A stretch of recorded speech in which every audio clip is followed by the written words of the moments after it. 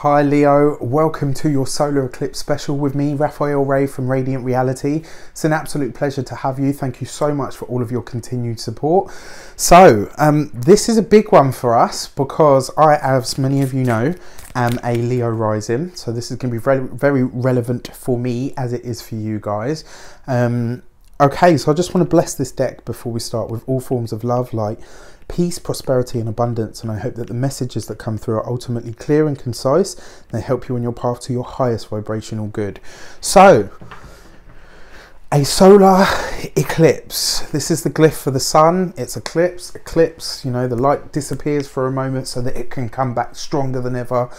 You know, reborn into something or someone else, someone new. The conception point. The lunar eclipse was about endings. The solar eclipse is always about beginnings. I don't know about you guys, but the last solar eclipse that we had in August last year, I felt off the charts. It happened bang on my ascendant degree, and I can tell you I'm still feeling shifts and changes from that now. So yeah, it was a big one. This one's a partial solar eclipse, so it's not going to be as big, but we will still definitely feel it, probably more than most, because it falls, you know, the sun is the ruler of Leo, and I happen to be an Aquarius sun sign, so I get that double whammy of it. Anyway, enough of that. The sun is your personality, it's your willpower, it's who you are, it is what you do in the world, it's your decisions, and your willpower is about your choice. It's about what you choose to do. It's about you exercising your free will. It's about you taking your ability of, you know, the triangle of fire, which is your willpower. It's about you taking that power and that drive and doing something with it. That's how you generate true power. You choose to act rather than react to a situation. This solar eclipse falls in your 7th house. In your 7th house, you know, it falls in the sign of Aquarius, but it falls in the 7th house for Leos. Now, the solar eclipse, like I said, is all of those things, but the solar eclipse in Aquarius talks about a new beginning of friendship. It talks about your connections, your interactions with people, the world at large. It talks about how you interact with other people and other beings. It talks about other people. You know, Aquarius is other people. It's the world tribe, the world stage. It's the group it's the group consciousness. It talks very much about that consciousness and how we you know, how we see ourselves or shape ourselves in the world in relation to other people, which leads me on to this quite nicely actually. The 7th house is about your relationships, your boyfriend, girlfriend, your sister, your lover, your brother. It's all of your relationships, you know, your personal relationships. So this can be family relationships, but usually, because the 7th house is considered the house of marriage, it talks about your relationship with your boyfriend, your girlfriend, your lover, your partner, your wife, your husband. You know, it's that kind of, those really intimate connections that you have with other people. This is a brand new beginning for that. You know, I'm not sure if any of you know this, but I have just got engaged.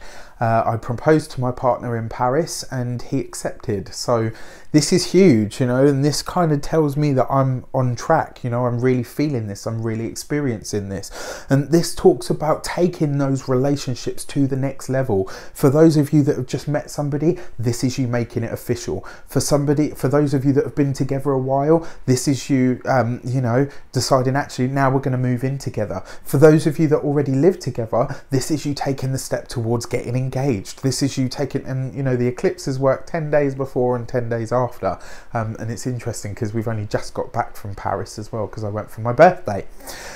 So you know, I'm really feeling this energy. You can also see as well from this talks about, you know, you taking your relationships and really understanding what they mean to you. This takes your ability for sensuality and connection and love and real emotional attachment. It talks about you really being able to gel and fuse that into your life. This is a really sweet time for lovers, for those of you that are just newly into relationships, for those of you that are already in established partnerships, for those of you that have just made things official. This is like your pre-honeymoon. It's like you get a honeymoon before you get your actual honeymoon. June. This is like a moment where things can be really warm and loving and deep and kind and emotionally connected. You know, this is about the solidification of bonds. For those of you that are single, this talks about giving you the time, the stage and the space to really find somebody that just absolutely rocks your world and blows your socks off. This gives you the chance to, you know, for some of you, potentially meet the one. For those of you that this is, you know, this is about your personal interactions with your family, this talks about a new space for you to talk, a new space for you to interact, a new space for you to make the relationships that you have with your family and those that are really closest to you. Even on a business level as well, this allows you to have a time where you just feel secure in the people that you're interacting with, where they feel secure in the interactions that they have with you. This is a really wonderful time because it means that, you know, one of the biggest parts of our lives is our interactions with other people. It gives you the chance to say, do you know what? I feel all right with all the people in my life at this moment in time. And that can never be a bad thing. Let's see what the card is that backs this up. You get the Hermit, which is interesting because the Hermit's actually about the journey that you make alone. Now, you know, even though you are taking these journeys, these relationships with other people, you will have to experience and delve into your own feelings.